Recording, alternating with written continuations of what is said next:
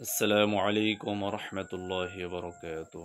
الحمد لله رب العالمين والصلاة والسلام على رسول الله نبينا محمد وعلى آله وصحبه أجمعين. প্রিয় ভাই ও বোনেরা, আজ আমরা এমন একটি বিষয় নিয়ে কথা বলতে চাই যা আমাদের প্রতিদিনের জীবনের সঙ্গে ওতপ্রোতভাবে জড়িত, আর তা হলো রাগ। রাগ মানুষের হৃদয়ের এক আগুন, যা নিয়ন্ত্রণ না করলে জীবন, সম্পর্ক, এমনকি ঈমান পর্যন্ত পুড়ে ছারখার করে দিতে পারে। রাগের মুহূর্তে মানুষ এমন কথা বলে, এমন কাজ করে, যা পরে সারা জীবন আফসোসের কারণ হয়। আবার যে ব্যক্তি সেই মুহূর্তে নিজের রাগ দমন করতে পারে, সে শুধু মানুষ নয়, আল্লাহর কাছেও প্রিয় হয়ে যায়। সূরা আলে ইমরানের 134 নম্বর আয়াতে আল্লাহ রাব্বুল আলামিন বলেছেন, বিসমিল্লাহির রহমানির রহিম, الذين ينفقون في السراء والضراء والكاظمين الغيظ والعافين عن الناس।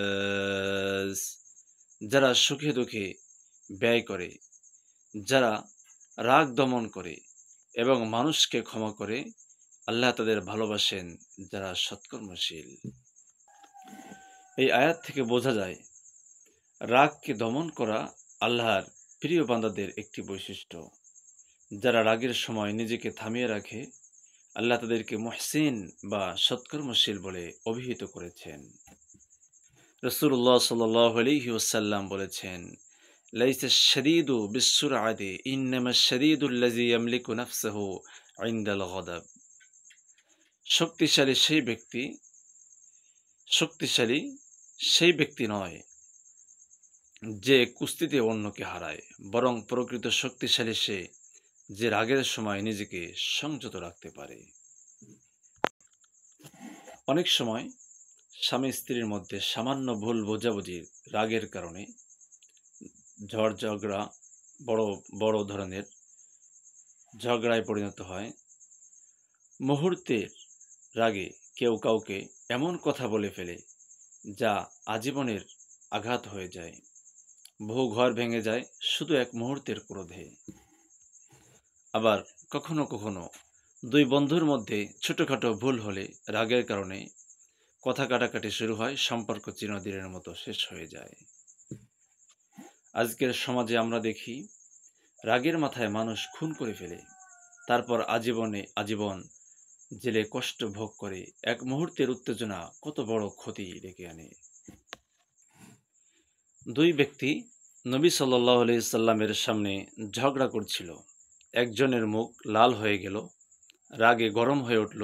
নবী সাল্লাল্লাহু আলাইহি ওয়াসাল্লাম বললেন, আমি এমন একটি কথা জানি, যদি সে এটা বলে ফেলে তার রাগ চলে যাবে। তা হলো আউযু বিল্লাহি মিনাশ শাইতানির রাজীম। সহিহ বুখারীর 3282 নম্বর হাদিস। রাগ হলো শয়তানের প্ররোচনা, তাই আল্লাহর কাছে আশ্রয় চাইলে শয়তানের প্রভাব দূর হয়ে যায়। রাসূল সাল্লাল্লাহু আলাইহি ওয়াসাল্লাম বলেছেন, রাগের সময় চুপ থাকো। অর্থাৎ রাগের সময় চুপ থাকলে, রাগের সময় যদি মানুষ চুপ না থেকে যদি কথা বলে, মানুষ সীমা অতিক্রম করে ফেলে। তাই নীরব থাকাই সর্বোত্তম। রাসূলুল্লাহ সাল্লাল্লাহু আলাইহি ওয়াসাল্লাম বলেছেন, যদি তোমাদের কেউ রাগান্বিত অবস্থায় দাঁড়িয়ে থাকে, তবে সে বসে যাক। রাগ চলে গেলে ভালো, না গেলে শুয়ে পড়ুক। রাসূলুল্লাহ সাল্লাল্লাহু আলাইহি ওয়াসাল্লাম বলেছেন, রাগ হলো শয়তানের প্রভাব, আর শয়তান সৃষ্টি হয়েছে আগুন থেকে। আগুনকে পানি দিয়ে নেভানো হয়। তাই যখন তোমাদের কেউ রাগান্বিত হয়, সে যেন অজু করে। রাগের আগুন নিভিয়ে দেয় অজুর শীতলতা, তাই রাগ উঠলে অজু করাই উত্তম। রাগের মুহূর্তে মানুষ নিজের নফস ও শয়তানের হাতে বন্দী হয়ে যায়। কিন্তু যে ব্যক্তি আল্লাহর নাম উচ্চারণ করে, চুপ থাকে, অজু করে ও নিজেকে দূরে সরিয়ে রাখে, সে প্রকৃত মুমিন, আল্লাহর প্রিয় বান্দা হয়ে ওঠে। হে আল্লাহ, আমাদেরকে তাদের অন্তর্ভুক্ত করুন যারা রাগ দমন করে, মানুষকে ক্ষমা করে এবং জিহ্বা ও হৃদয়কে রাগ থেকে নিরাপদ রাখে।